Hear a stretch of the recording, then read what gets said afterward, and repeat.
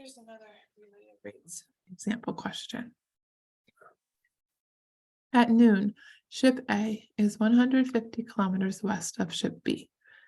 Let's start there. Let's draw that much, but we'll finish reading it first. Ship A is sailing east at 35 kilometers per hour, and ship B is sailing north at 25 kilometers per hour. How fast is the distance between the ships changing at 4 p.m.? All right, let's start with our picture. Here is ship A.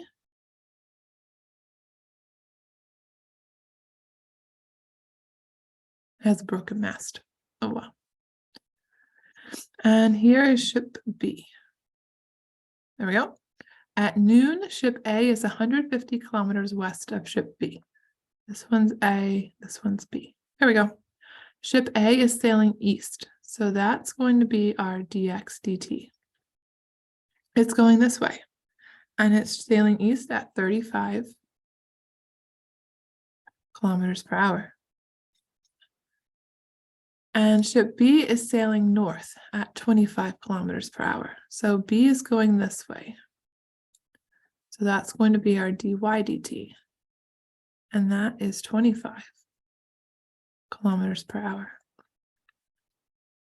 How fast is the distance between them changing at 4 p.m.? That's going to be our dz dt. All right, is that everything that we know? Let's double check. We have some time in there, so we're going to need to figure out what to do with that time. And is there anything else that we have? Well, we do have one piece here that's a little bit tricky. We are told that the ships start off 150 kilometers apart, but this ship is sailing east. That means that this distance right here is not getting bigger. In fact, it's getting smaller. So this distance is actually 150 minus x. Because this is the distance from ship A to the starting point of ship B. So this distance right here was 150, but now it's going to be 150 minus however far it's sailed. This looks like a Pythagorean theorem question again. So let's go ahead and see if we can figure out our Pythagorean theorem. So Pythagorean theorem says a squared plus b squared equals c squared. Let's put it into context of what we have here. We'll make a our x, but it's not just x squared this time. This time, it's this whole thing, our x dimension, 150 minus x squared. B can be y, excuse me, and then c can be z. There we go. Now we need a derivative, but be careful when you take this derivative. So the derivative right here is going to look like 2 times 150 minus x. That's bring down your power, subtract 1. But we have to do our chain rule. And we need our dx dt. That's the chain rule, and the derivative of 150 minus x is just -1. The derivative of y squared is 2y dy dt. And that equals to z dz dt. All right, let's fill in what we have, and then we will go from there to figure out what we need. All right, well, we have a 2. We got that part. I don't see an x anywhere, so we're going to need to figure out x. So I'm going to leave myself a blank right here. We have -1. We have dx dt, that's right here, that's our 35. We have 2. I don't see y anywhere. Let's leave ourselves some space and we'll figure out y. Dy dt we have is 25. 2, I don't see a z. And dz dt is what we're trying to figure out. All right, we got to fill in these blanks. So let's see what we know. At noon, all of this is starting. And then at 4. Well, we know that 4 is 4 hours past noon. So can we figure out what our x value would be at 4? Well, let's see. It's changing right here. This change is going to be 35 miles per hour. So x is going to look like 35 times 4. 35 times 4 is 140. So this would look like our 150 minus 140. Let's try to figure out y. Y is moving at 25 miles per hour after 4 hours. So that's going to be 100. Now we need to figure out z. Well, we know that x squared plus y squared will equal z, but it's not x. Remember, it's not x. It's 150 minus x in this case. Well, 150 minus 140, so that's going to give us 10. Y was 100, so 10 squared plus 100 squared equals z squared. 10 squared is 100, 100 squared is 10,000, so that gives us 10,100. So it looks like the square root of 10,100 will equal z. All right, let's put that right here. Square root 10,100. Here we go. You can put it into your calculator and get a decimal there too. That's fine. Okay, so let's keep going down. So we have 2 here. 150 minus 140, that's 10. We have -1. We have 35. We have 2, 100. None of this changed. Nothing to simplify. Well, lots to simplify, but nothing inside the parenthesis. All right, let's clean this up. 2 times 10 times -1 times 35 plus, and then we have 2 times 100 times 25. When you put all that into your calculator and simplify it down, you should get 4,300. And that'll be 2 times the square root of 10,100 dz dt. So we need to divide both sides by 2 times the square root of 10,100. So it looks like dz dt is approximately equal to 21.39. And that looks like kilometers per hour. Let's try another one.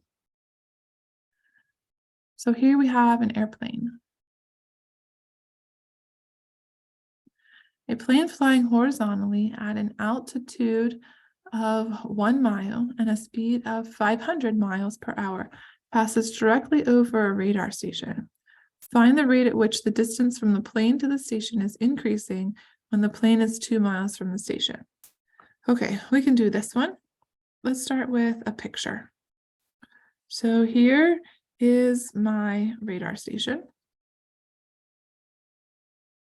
There we go. And we have an airplane. There's its wings, and here's its propeller. There we go. And we know a little bit. We know this distance right here is 1 mile because it says a plane is flying horizontally. So the plane's going this way at an altitude of 1 mile. There it is. And a speed, what's that mean? A speed of 500 miles per hour. 500 miles per hour, that's a rate. So the speed of the airplane's going this way. So that speed is going to be our dx dt.